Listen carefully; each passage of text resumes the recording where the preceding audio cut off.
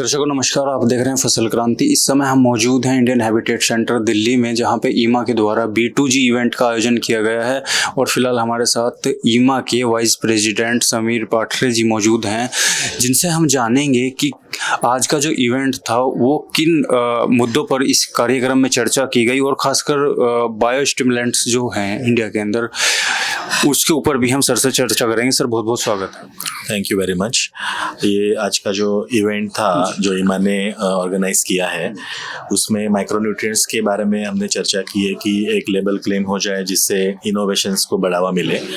और जो नया एक्ट जो लागू होने वाला था उसमें अगर एक्ट आता है तो उसमें जो हमारा जो आज का जो माइक्रोन्यूट्रिएंट है वो FCO में आता है, और जिसके लिए एसेंशियल कमोडिटी एक्ट लागू है, तो उसको हम चाह रहे हैं कि उसको नया एक्ट में अगर गवर्नमेंट लेके जाती है तो उसमें से ये एसेंशियल कमोडिटी एक्ट निकल जाएगा।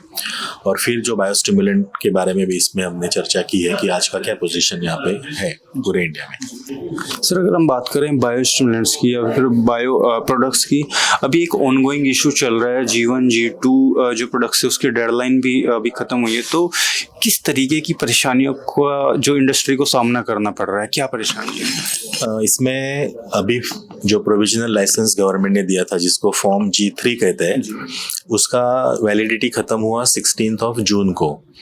तो 16 जून तक हमें उसको मैन्युफैक्चर करना भी अलाउ था और बेचना भी अलाउ था। तो इसके कारण बहुत सारे हमारे मैन्युफैक्चरर्स ने 16 के पहले उसको बनाया, और फिर जैसे सीज़न ये बार जल्दी चालू हुआ है तो उसकी वजह से डीलर्स के पास भी ये बहुत सारा हमारा मटेरियल है वो दिया गया था।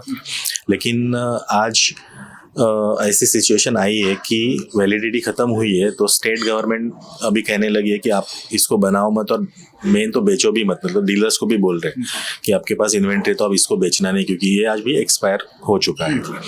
At the same time government ने बहुत अच्छा स्टेप लिया था 3 साल पहले, जो बायोस्टिमुलेंट्स को FCO में लेके आए, और जिसकी तैयारी 3 साल से चल रही है। लेकिन आज ऐसी स्थिति है कि हालांकि 45 प्रोडक्ट्स FCO में आ चुके हैं, उनकी मेथड ऑफ एनालिसिस भी आ चुकी है, लेकिन स्टेट्स तैयार नहीं है, मतलब रेडी नहीं है कि उसकी जो एनालिसिस है उसके लिए क्या करना चाहिए। लैब्स में शायद तैयारी नहीं है, उनके जो पोर्टल्स होते हैं ऑनलाइन उसके ऊपर भी उसकी कोई इन्फॉर्मेशन नहीं है। तो मैन्युफैक्चरर्स का ऐसे आज हाल हुआ है कि पुराने प्रोडक्ट्स नहीं बेच पाएंगे, और नए प्रोडक्ट्स बेचने हैं तो भी उसका मैन्युफैक्चरिंग लाइसेंस तो मिल गया है, लेकिन बेचने के लिए हर एक स्टेट में एक लाइसेंस लेना पड़ता है जिसको DRC कहते हैं। वो देने की क्षमता बहुत कम स्टेट्स दिखा रहे हैं, जैसे 2-3 स्टेट्स में आज वो दी गई है। तो इस वजह से एक गैप सा आ गया है कि इस खरीफ में जब भी फार्मर्स को ये बायोस्टिमुलेंट्स की ज़रूरत है, तभी शायद ऐसा ना हो जाए कि जो 16 के पहले जो गुड्स या माल उनके पास आ चुका है डीलर्स के पास, उसको भी अगर वापस लेना पड़े तो बहुत बड़ी दिक्कत हो जाएगी। और दूसरा, इन्वेंट्री जो हमारे छोटे छोटे मैन्युफैक्चरर्स के पास है उसको भी अगर हमने बना के रखा है तो उसको भी क्या करना चाहिए, ये बहुत बड़ा मुद्दा आज है बायोस्टिमुलेंट के रिगार्डिंग में। सर अगर हम बात करें, कहीं ना कहीं ये एक इंडस्ट्री को तो नुकसान है, लेकिन उससे कहीं ज़्यादा नुकसान किसानों को है, क्योंकि उनको जो जिस चीज़ की ज़रूरत है बायोस्टिमुलेंट्स की या बायो प्रोडक्ट्स की वो ही नहीं मिल पाएगा, तो कहीं ना कहीं उनकी फसल को भी नुकसान होना तय है, जाहिर सी बात है। तो इस पे इंडस्ट्री का अभी गवर्नमेंट के साथ क्या लाइजनिंग है, लेटेस्ट क्या अपडेट है?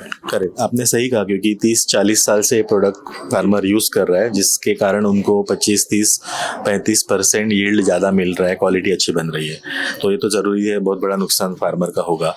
तो अभी इंडस्ट्री के अलग अलग एसोसिएशंस है, जैसे हम ईमा है और भी कई एसोसिएशंस है जो बायोस्टिमुलेंट में काम करते हैं।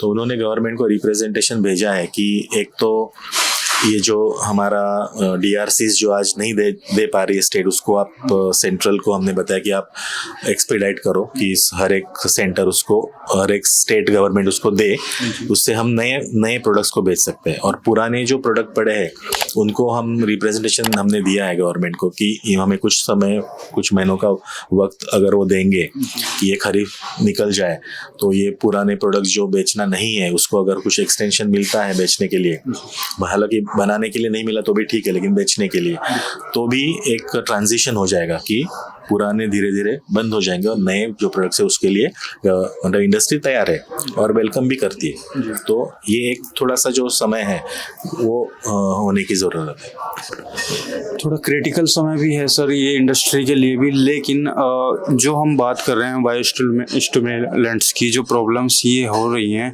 तो कहीं ना कहीं जैसे अभी रिसेंट में जो हमारे एग्रीकल्चर मिनिस्टर हैं उन्होंने भी कहीं ना कहीं इस पे जो लॉ प्रोविज़न है जो FCO एक्ट 19 है उसके तहत थोड़ी सी भी कमी पाई जाती है, तो उसमें मतलब 7 साल की लगभग एक कारावास का प्रावधान है। लेकिन जो रीजनल लेवल पे मैन्युफैक्चरर हैं और उन विदाउट रजिस्ट्रेशन भी कर रहे हैं, तो कहीं ना कहीं जो एक अच्छी कंपनी प्रोडक्ट किसानों को दे रही है उसको नुकसान हो रहा है जो रीजनल लेवल पे काम कर रहे हैं जिनका रजिस्ट्रेशन भी नहीं है। ऐसे बहुत जगह देखने को हम मिल जाते हैं।